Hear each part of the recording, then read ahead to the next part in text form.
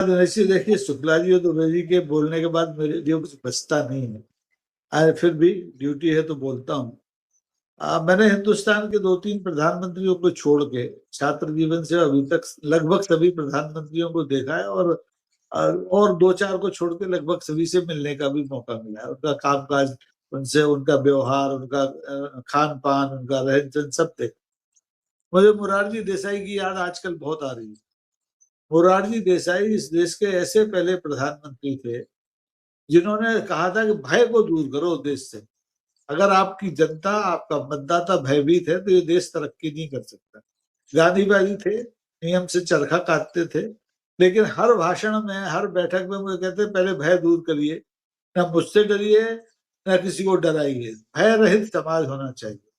लेकिन मोरारजी देसाई के बाद ये पहले प्रधानमंत्री हैं जो कहते हैं कि भय भीत होकर रहिए, मुझसे भी डरिए, मेरी सरकार से भी डरिए, मेरी पार्टी के लोगों से भी डरिए, संघ के लोगों से भी डरिए, और अगर आप नहीं डरेंगे तो फिर वही धनखड़ गति की जो मैंने बात कही वो होगी। तो धनखड़ गति के मामले में बिल्कुल भजन की पैरोडी है कि धनखड़ की गति धनखड़ जाने और न जाने को। जब तक वो नहीं बताएंगे तब तक पता नहीं चलेगा कि हुआ क्या है। हम सब अटकलों पे बात कर रहे हैं। आपने जैसे उनके आचरण की बात कही, ये भी हो सकता है सही हो, लेकिन जिस असामान्य तरीके से उनका इस्तीफा आया है वो इस देश की जनता के लिए, इस देश में राजनीति के विषय पर काम करने वालों के लिए हमेशा शोध का विषय रहे।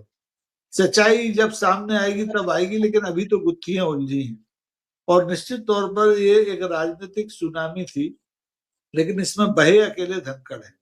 अगर धनखड़ कुछ दिन रुक जाते, मुझे ऐसा लग रहा है, अटकलों की बात है, अगर धनखड़ रुके रहते तो फिर ये सुनामी आगे बढ़ती और इस सुनामी में सत्तारूढ़ दल के बहुत से लोग बह सकते। तो इसलिए धनखड़ को जल्दी जल्दी में कहा गया कि भाई आप जाओ।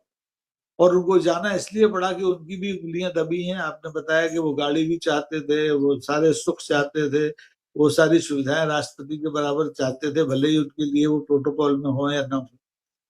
तो उनकी उंगलियां भी दबी थी, इसलिए धनखड़ साहब चुपचाप दस्तखत करके इस्तीफे अपने दे करके घर पे बैठे हुए। अन्यथा अगर धनखड़ का पक्ष मजबूत रहा होता तो धनखड़ इतनी देर तक मौन रहने वालों में से नहीं है। सुनील जी ने कहा, बिल्कुल बहुत वाचाल आदमी है, विद्वान आदमी है, कानून की हर पहलू को जानते हैं। सबसे कम उम्र में राजस्थान बार एसोसिएशन के अध्यक्ष रहे हैं। तो वो कोई गैर कानूनी काम ऐसा तो नहीं कर सकते थे जो कि उनके लिए जान की आफत बनता या उनकी कुर्सी, उनके सुख छीन लेता उनसे। निश्चित तौर पर कोई ना कोई एक राजनीतिक कारण ऐसा बना है जो उनको शहीद कर दिया गया, असमय शहीद कर दिया गया। हो सकता था ये मानसून सत्र निकल जाता, उसके बाद उनसे कहा जाता कि भाई ठीक है, आप 15 अगस्त का झंडा जहां कहीं छोटे मोटे अपने घर में फहराना हो फहरा लो, फिर चले जाना।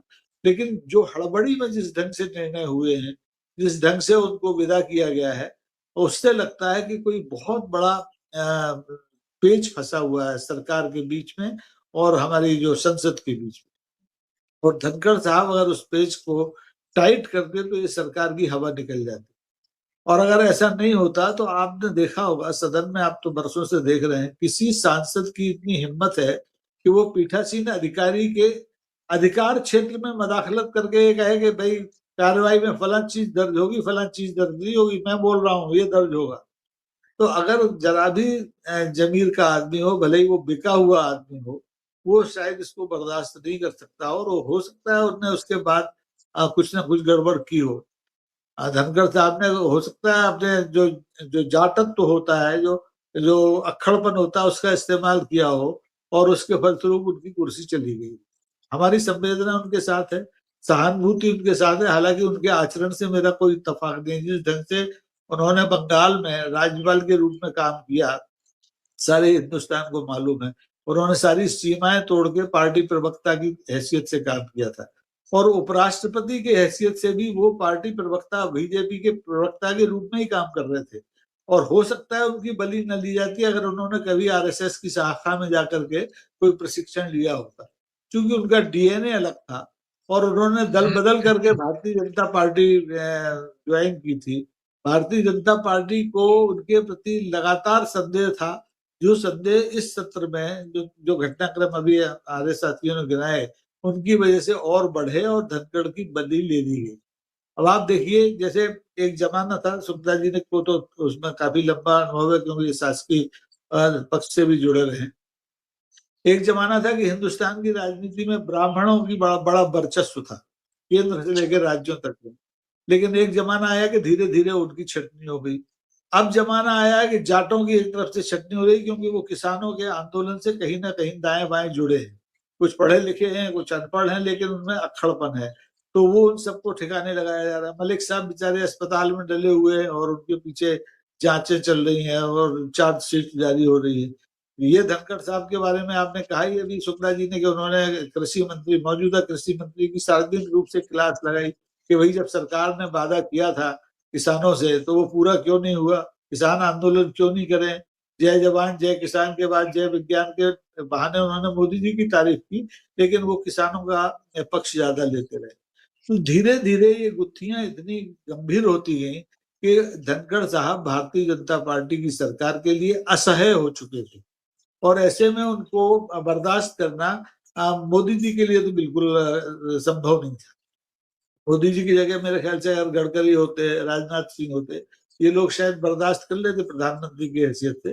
लेकिन मोदी जी धनखड़ साहब को बर्दाश्त करने की स्थिति में बिल्कुल नहीं थे, इसलिए रातों रात उनसे उनकी कुर्सी छीन ली। अब सवाल है वही उदारता का, तो राजनीतिक उदारता इस सरकार में है नहीं, ये तो अदावतों की सरकार है। आप देखिए, उपराष्ट्रपति हो या राष्ट्रपति हो, अगर पद से हट भी गया है तो उसके पास ये नैतिक अधिकार, नैतिक उसका हक बनता है कि जब तक नया राष्ट्रपति निर्वाचित नहीं हो जाता तब तक वो सरकारी साधनों का इस्तेमाल कर सकता है, अधिकारों का नहीं कर सकता, साधनों का इस्तेमाल कर सकता है। उस सरकारी बंगले में रह सकता है, जो गाड़ियां उसको पूर्व राष्ट्रपति उपराष्ट्रपति की हैसियत से मिले उसको भी इस्तेमाल कर सकता है। लेकिन नहीं, अदावत तो अदावत, रातों रात बंगला खाली कीजिए, रातों रात स्टाफ बदल दीजिए, ताले आप अपने दफ्तर का ताला मत खोलिए। ये जो पहले राहुल गांधी के साथ हो चुका है, मोदी वाले प्रकरण में जो जातीय प्रकरण था, उधर उनकी सदस्यता गई, इधर उनको बंगला खाली करा लिया। तो ये बहुत छोटे दिल की सरकार है, और इस छोटे दिल में धनखड़ जैसा आदमी समा नहीं सकता था। इसलिए जो कुछ हुआ है वो अवश्यम भावी था, होना ही था, आज नहीं होता कल होता। तो इसलिए इसका बहुत ज्यादा स्यापा मनाने की जरूरत नहीं है, लेकिन ये जरूर देख रहे हैं कि धनखड़ किसी दिन अगर खोलेंगे तो क्या ये सरकार खड़ी रह पाएगी। सबसे महत्वपूर्ण मुद्दा यह है क्योंकि धनखड़ सीधे सीधे संसद की कार्यवाही से जुड़े हैं, उनके पास छोटे से इस कार्यकाल में सरकार के हर काले पीले कामकाज का हिसाब है, और वो अगर चाहेंगे, अगर उसको पब्लिक डोमेन में वो एक बार ले आए तो ये सरकार कहीं की नहीं रहेगी। फिर ये ना बिहार का विधानसभा चुनाव लड़ पाएगी, फिर ना ये बंगाल का विधानसभा चुनाव लड़ पाएगी। इसकी बैसाखियां भी खिंच सकती हैं, अलग अलग अपने आप खिंच सकती हैं, गिर सकती हैं। तो ऐसे में धनखड़ को दूध में पड़ी मक्खी की तरह फेंकना इस सरकार की मजबूरी थी। इसके जरिए उन्होंने, वो मैं बार बार कहता हूँ, हमारे बुंदेलखंड में कहावत है कि एक कौआ मार के टांग दीजिए आप अपने खपरेल की छत पर, तो बाकी के कौए सतर्क हो जाएंगे, आपको परेशान नहीं करेंगे। वो है ऐसी, वो स्थिति इन्होंने धनखड़ के जरिए कही की है कि धनखड़ की शहादत को, शहादत भी नहीं कह सकते, ये तो बलिदान, जबरदस्त गर्दन पर तलवार रख के उनको हटाया गया है पद से। तो अब दूसरे जो असंतुष्ट है पार्टी के भीतर भी और पार्टी के बाहर, विपक्ष तो है ही बड़ा जो उनका विरोधी है, वो सब सावधान हो जाएं कि ये सरकार किसी भी हद तक जा सकती है, किसी भी सीमा तक गिर सकती है। इसे संविधान का, इसे संसदीय परंपराओं का, इसे नैतिकता से इसका कोई लेना देना नहीं। तो ऐसे में राजनीतिक सुनामी आने वाले महीनों में वाकई में एक उथल पुथल इस देश में मचाएगी, क्योंकि धनखड़ जैसे बहुत से लोग हैं अभी सिस्टम के भीतर बैठे हुए हैं, राजनीतिक दलों में बैठे हुए हैं, जो अब घुटन महसूस कर रहे हैं, और हो सकता है कि ये लोग धनखड़ गति से बचने के लिए खुलकर बोलना शुरू कर दें और इस देश की राजनीति का परिदृश्य बदलने लगे। जी। दूसरे चक्र में उत्तर थोड़े छोटे रखेंगे।